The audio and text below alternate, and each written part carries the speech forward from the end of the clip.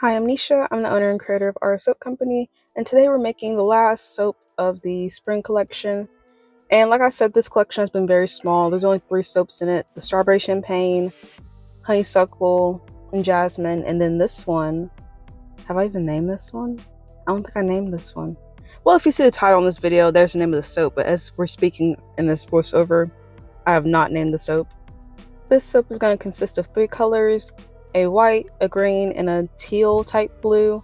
And for the design, I decided to do a in the pot swirl, but I did it very creatively. But I just poured off our 2 batches of soap where the white and the blue are going to be, and this big one is going to be a majority white soap. So we're going to add, this entire bucket is going to be just titanium dioxide to color the soap batter white. But I chose the colors for this soap because it has a smell that's like, it has a fragrance profile of like cucumbers and melons and fresh linen, and it's a strong smell, but it's very good and very fresh and very clean. But I also chose the colors. I chose particularly the teal type blue because I wanted to retry the mica powder I got from Makesy in a giveaway. And the giveaway video I made a couple months ago, I tried that mica powder and it just did not work. And I felt like the batter for the soap was just too dark and I wasn't prepared because I didn't expect it to not work, I guess. I don't know. But I'm trying to do it again, and I tried to lighten my batter first. Again, the other video, the giveaway video, I was not working with my own recipe. I was working with the cold processed soap kit they were giving away. And their recipe in general was much darker than my batter is, just as it is. But I also decided to help lighten it to maybe the color would stick a little bit better. And it looks so pretty mixed with the oils. I think it's so pretty. But I put it in there, and I'm going to let you know right now, it did not turn out how I wanted. It turned to more of a, kind of the same thing it did in the video. It turned to like a green color, and then I just ended up adding a different mica powder from a different fragrance company, just the blue I have from Bulk Apothecary. And I don't know how to get this color to look the way I want it to look without just dumping the whole thing in here, because that's might have to be what I do at a certain point. Just keep, I don't know, because I don't want it to like stain or rub off, but I try to get as much out as possible. But I guess if I use this color in the future, I might just have to either settle for this greenish type color or just, I don't know, use more than what I'm using, but I don't know what point it's going to be unreasonable. For the Makesy Mica Mint Powder, I use 2 teaspoons, and normally that just works for almost all of my colors and I don't have a problem, but with this one, it's just not working. So I guess I have to just figure out something different to do, or keep doing what I'm doing and just, this is the only way I can get that color. I don't know. But this is how it looks up close, and it's much better and much more like what I was going for. And this one is pretty simple. I think it's Maniacal Pea from Mad Micas. I know for sure it's Mad Micas. I'm not sure if it's Maniacal Pea, but I'm pretty sure it is. And this one turned out perfectly. Like I said, I used 2 teaspoons. It came out to the exact color I want it to be. I didn't want it to be too dark that it overpowered the teal. I kind of want all the colors blend together, and yeah, it was perfect. I love this one. And Mad Micas always hits. I'm not gonna lie to you, they always hit. Rarely have I ever had a problem with Mad Micas. I honestly don't think I've ever had a problem with Mad Micas, not that I can remember at least. But their colors are superb. Definitely recommend. Love them.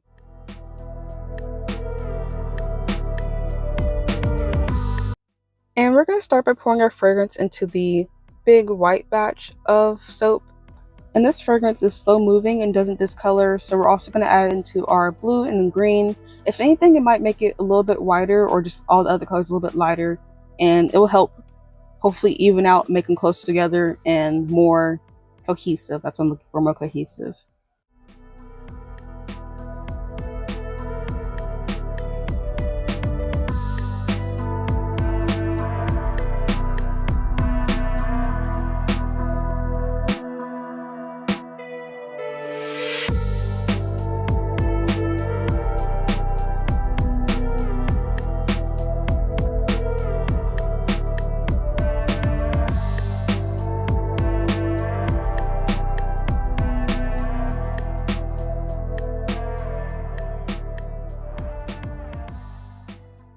So I'm going to start with my teal blue. I think the mistake that I made is I should have got a completely new container and poured them into there.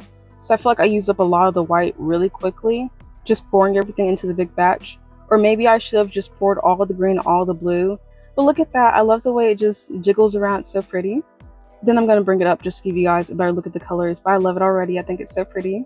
But still, I still should have definitely gotten a separate container and poured it in, so the colors be a little bit more even, but I did like the way the soap turned out anyway. I feel like there's no point in even saying this part anymore, but of course the video is old, so I already know how the soap turns out. I already know it's so pretty, and the fragrance sticks well, everything paid well. It was really just a nice soap to make, and definitely an excellent addition to the spring collection. I don't know if I mentioned this in a YouTube video yet, but I'm working on getting my soaps into stores around my town and just close proximity outside of my town as well. So far, I'm in a grocery store here in Oxford called Chicory Market. They are selling well there. I sold all out of oatmeal and honey. I still have tobacco and bay leaf left, and I also have lemon verbena left. I only gave them 3 to start with, and as we go forward, especially like during holidays, I'm gonna add more seasonal looking stuff, and for sure oatmeal and honey will stay there because that one already sold out. But everything with that is going well. I'm looking to get into more stores, not just grocery stores, but just maybe like small gift shops and whatever, stuff like that, to kind of just to bring extra money and more awareness to my brand. And of course, I'm still doing festivals at the moment. I'm still at the farmers market, still have online sales as well. Everything is going slow, but it's getting there. I'm happy with the progress I made so far in my first year of business. Also with this soap, I didn't want there to be any glitter on top. I want to make it as gender neutral as possible, and the top came out so freaking pretty. But I'm gonna tell you guys right now, I was making multiple batches of soap this day, and I made the mistake of not covering this soap up. And I was making lavender and vanilla, and of course lavender vanilla has gold biodegradable glitter on top, and basically I'm gonna call it overspray, because when I was shaking it on the lavender and vanilla soap, this was pushed to the other side of the table, but it still got glimpses of glitter on it. And as you can see, it's just a little overspray. It's not abrasive, or it's still kind of masculine or maybe neutral, I guess. But it's really pretty, but it wasn't supposed to be there. And guys, I'm obsessed with this multi-bar cutter. It makes everything go by so much faster. Like if I have somewhere to go and I gotta be there in like 10 minutes, I feel like I can stop and cut my soap right quick and be able to go, just because it's just so quick now and so easy to do. Especially when I do slab molds. If I had made a slab mold one day and I had somewhere to be and I didn't wake up in time, or had something to do early in the morning that I couldn't just get to it, I was not able to cut the soap till like late in the day. And sometimes that sucks, especially with oatmeal and honey, because the oats in it kind of make the soap harder faster. But since I have this multi-bar cutter, I can cut things super quickly and just move on with my day, and I can look at everything so quickly. And I just love the way this soap turned out. It's so freaking pretty. Even though I did a weird thing with the in the pot swirl, it turned out so pretty. And as you can see, there's like a little indent on the side of the soap, and I'm not sure exactly why it does that. I know it's because I put tape on the mold so it doesn't slinky back when I'm trying to pour in soap, but I'm not sure why it doesn't just, I'm not sure when I take the tape off, it kind of just takes the soap with it. I guess maybe I could wait till it hardens more or solidifies more to prevent that, but yeah, it really doesn't matter because that part gets cut off anyway. But yeah, everything came out so pretty. This is an excellent addition to the spring collection. I love the way it looks. I love the way it smells. Don't forget to subscribe to my YouTube channel, like, share, comment. Follow me on all my social medias. I'm on Instagram, Facebook, not really though, TikTok, but mostly Instagram and TikTok. No, I'm gonna stop lying, mostly Instagram. But if you want to buy my soaps, this will probably be available next week. Like I said, this video is old. I'm just now doing the voiceover. But this will be probably will be available next week.